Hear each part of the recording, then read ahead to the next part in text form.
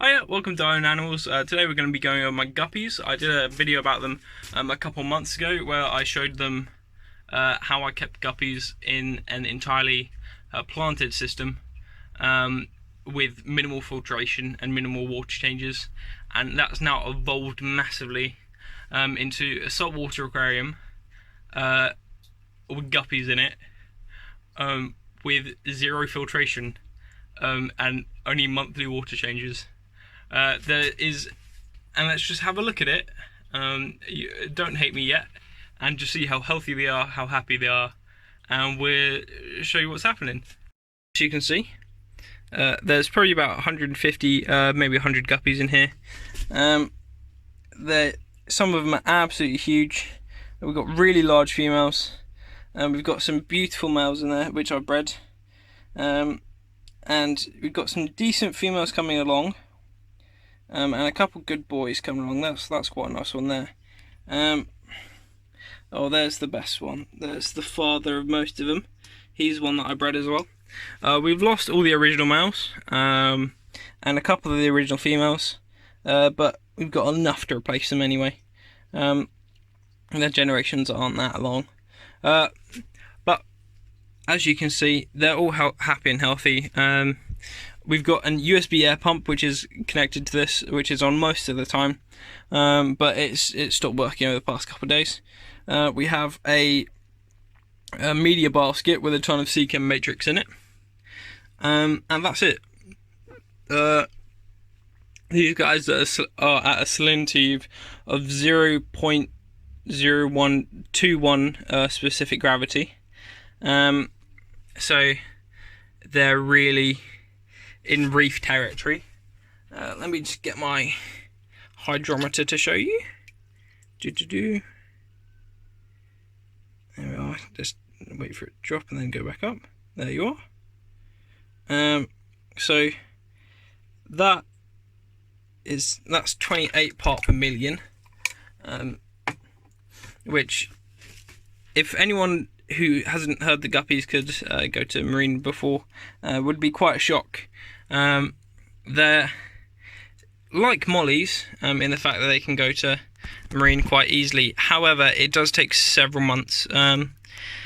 You could probably do it a lot quicker if you had a lot more guppies, but I was starting off with 8 guppies, which I took to marine, and I didn't want to lose all of them, and I had some decent males in there as well.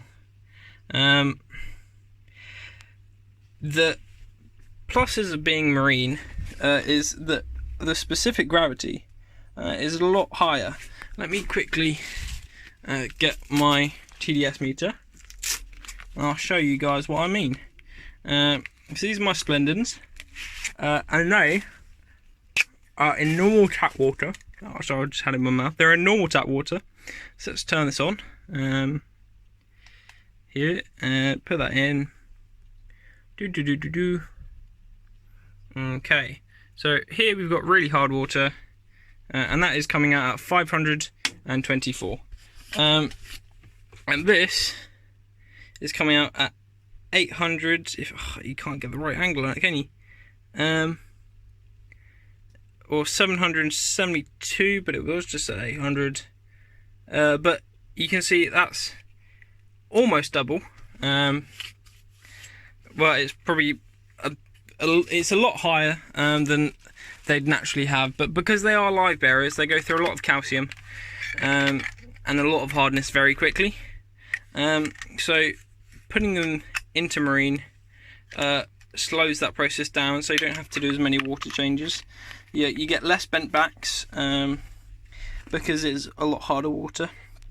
It's a lot easier for them to regulate the amount of water in their own bodies, so they don't have to work as hard, so they can put more energy into producing fry, and you can just see it's just alive with them.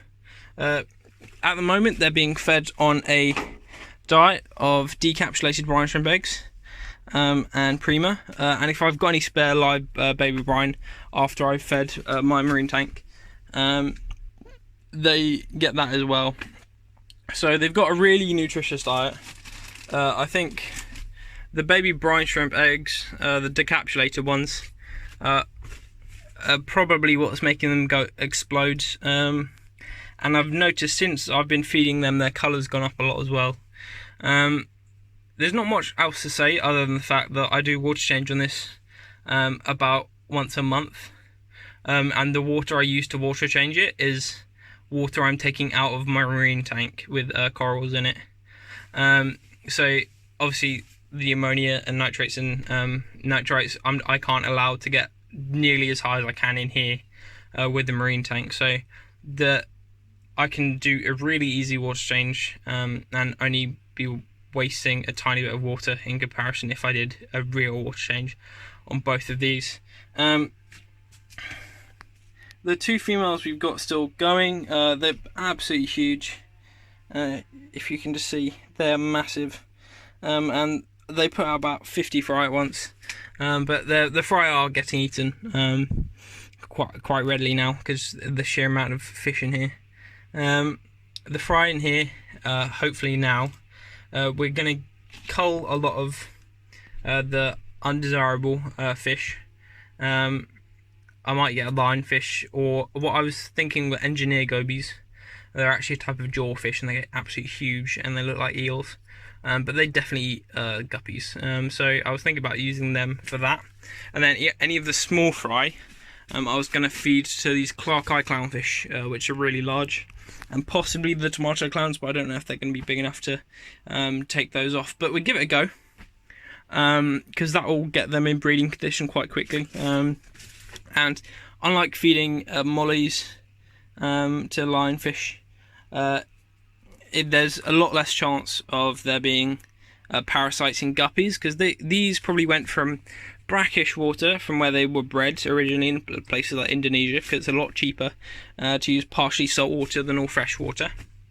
And then they went to completely fresh water and they've gone back to completely salt water. So the chance of these having any parasites in them or any diseases are extremely low, which is also probably why they're doing so well. So they should be absolutely fine for these fish to eat. Obviously they won't be the staple of their diet. I have the ocean flakes and I've got algae ones, and I get mysis shrimp and live brine shrimp.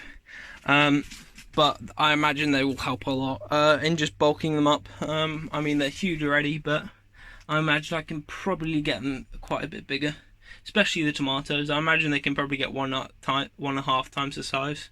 I do have some ocellaris in here, but I very much doubt they'd take any of the fry because they're quite small. The mangroves, which were originally in there, have been moved into here. I took those out about a month ago, and I haven't seen any adverse effects. Nitrates and stuff are all pretty low in here anyway, which is surprising, just because there's sheer amount of fish. I think the main thing with this is probably just the sea chem matrix. It gets rid of all the ammonia really, really quickly, and converts it into nitrates.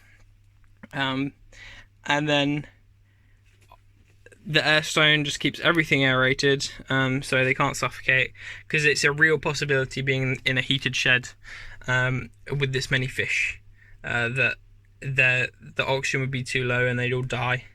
But we haven't had any die recently. We had a couple go when we moved over to saltwater, but that was sort of to be expected.